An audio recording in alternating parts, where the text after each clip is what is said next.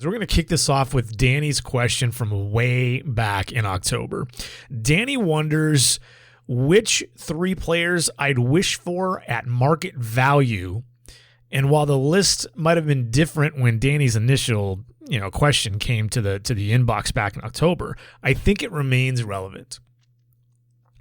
So if I were wishing for 3 players for your Seattle Mariners, even at this point, after Adam Frazier and Robbie Ray have been added, and since this is just wishing and paying market value and not about whether the player has any desire to play out west or in Seattle or a specific position or with a certain player or whatever it is, this makes it a little easier.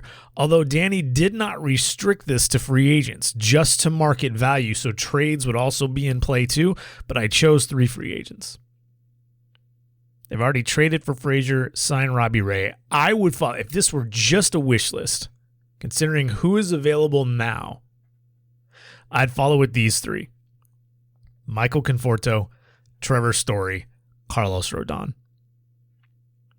All free agents with varying degrees of risk and cost, but I went with Rodon over, say, trading for Frankie Montas and trading for Montas would probably be my 4th choice if I had one, because if I can spend money and save those kids, I'm going to do it. I just don't know that the Mariners are going to get a chance to spend money to add that other piece to their rotation. I don't know that they're going to get that opportunity. So they might have to trade for it. But since it's just a wish list, I get 3 wishes, I'm rubbing the lamp. That's what I'm doing. Conforto and Story, like Ray, each cost a draft pick, but they will keep their first 2 picks in the 2022 draft regardless of who they sign. So I'm not even worried about giving up their 5th round pick for 1 year of Conforto if that were to be the deal, because there's the idea that Conforto just wants, like a 1-year platform kind of a thing so he can reestablish. And I'm okay giving up a 4th or a 5th round pick for that. And in this scenario, that's what would happen. I chose Story over Bryant because it's a better defensive alignment. The value of Bryant's ability to play the corner outfield spots is mitigated by the addition of Conforto. And Story brings more upside overall.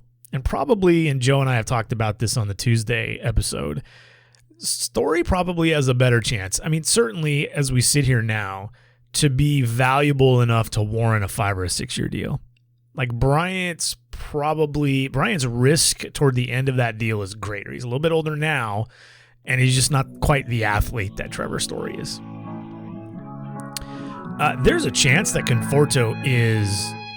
Hey, it's Jason Churchill. To get the full episode, as well as every other episode of the podcast, past and future, subscribe for as little as $5 per month by going to bit.ly/getthepod. That's bit.ly/getthepod, all one word. A link you can also find on my Twitter profile. Hey, thanks for checking out Baseball Things.